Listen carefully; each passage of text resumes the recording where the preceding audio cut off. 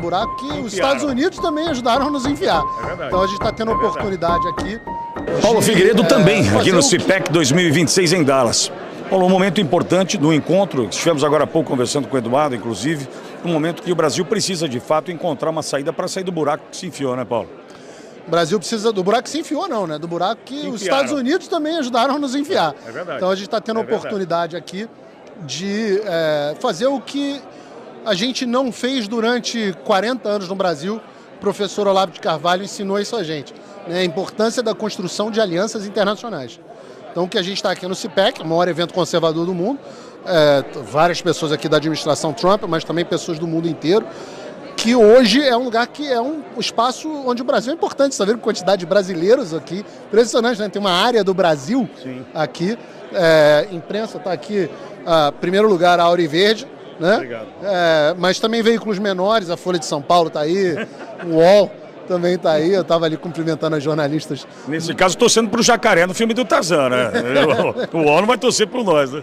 Pois é, não, elas são até que são, trouxeram as repórteres mais boazinhas deles.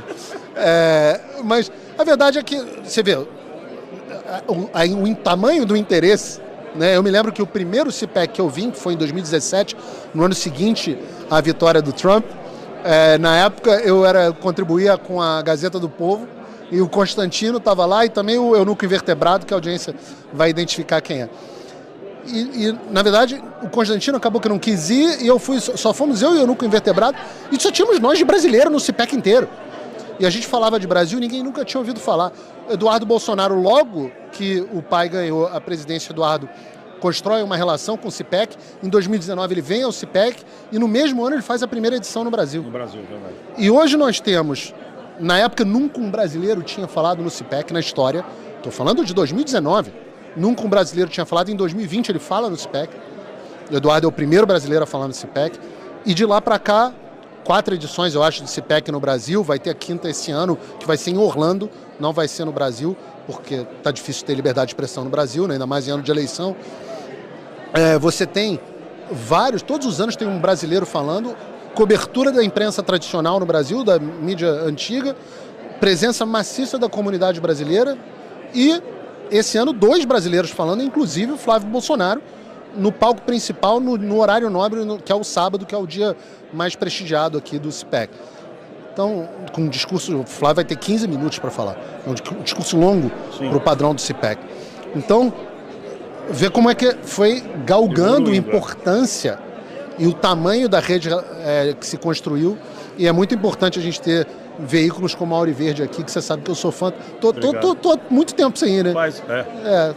Não sei o motivo. Né? Sabe que não tenho sido convidado. Não, Paulo, então, Paulo, você pode falar um negócio? Cara, eu sei da tua luta. Eu pego meu celular e falo assim, puta, eu vou chamar o cara para falar comigo no momento que ele está enfrentando leões lá, gente com leões aqui. Sabe aquela história, sendo uma trincheira que é a mesma que a minha, mas fazendo sua parte, nós a nossa. Então, é mais pudor do que qualquer outra coisa. Você não precisa ter pudor, que você é meu amigo. Aí amigo é diferente. Tá bom. Obrigado. Né? Quando a Folha me chama, nem sempre eu dou entrevista, mas quando a Auri Verde chamar, é sempre prestígio. Só se eu não puder mesmo, mas eu tenho sempre o prazer, sabe que a tua audiência é muito qualificada, muito boa, o trabalho que vocês fazem é exemplar, eu sou fã. Obrigado. Paulo, e o momento do Brasil? Parece-me que vi agora, não deve prorrogar a CPMI do INSS, segundo o Supremo. Tem Bolsonaro voltando para casa, mas numa condição absolutamente esdrúxula. Esse momento que a gente enfrenta lá, Paulo. Bom, primeiro o Bolsonaro voltando para casa, Pitualha, é um alívio humanitário, assim. Eu sempre disse abertamente que o presidente tinha que se fortalecer, porque essa prisão era inevitável e desde que ele decidiu voltar ao Brasil, essa prisão era inevitável. Tá aqui o nosso querido Gerson Gomes, que estava no ar comigo quando eu disse em 2022, em dezembro, que o Bolsonaro seria preso.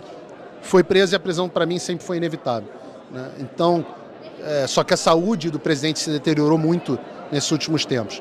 Então, a gente que conhece ele, que tem um carinho pessoal por ele, que acima do líder político, a gente tem a questão humanitária da pessoa, é um homem bom, é um bom homem, né? É um amigo, é um bom homem, pessoa honesta, íntegra, família.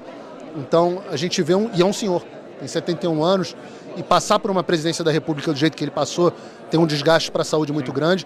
A facada, obviamente, por um militante de esquerda, nunca mais a saúde dele foi a mesma. E o estresse que ele foi submetido após a presidência, também teve um peso muito alto para ele. A questão das crises de soluço são absolutamente assustadoras. Se você conversar com o presidente e vira uma pessoa soluçando o tempo inteiro, dá agonia na gente, eu imagino como é que para ele. Então o fato dele estar em casa é uma vitória do ponto de vista humanitário, mesmo com as restrições absolutamente esdrúxulas.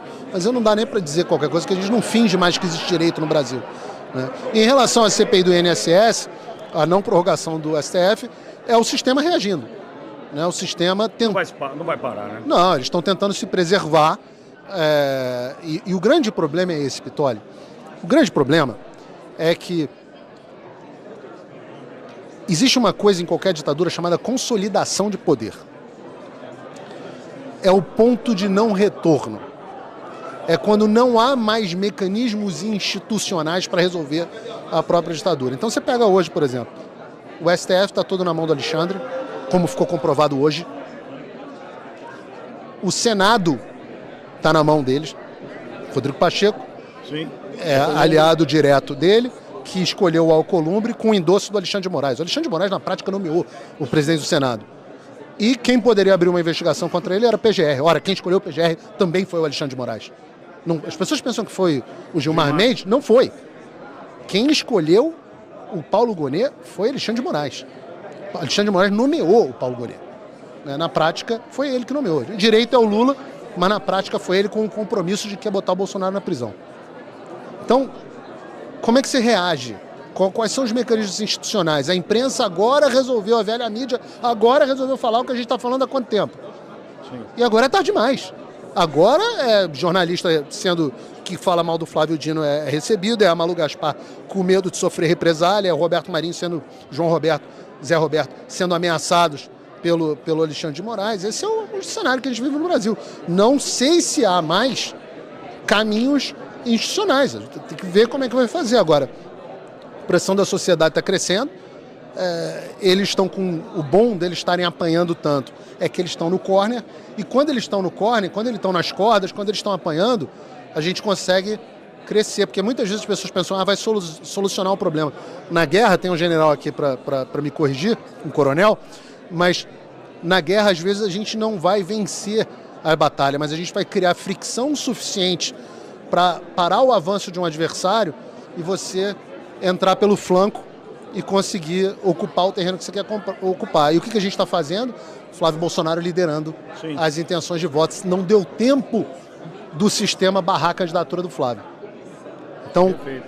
Não deu tempo. Se tivesse... Perfeito. E por isso que foi necessário o Eduardo ir na linha de frente, apanhar.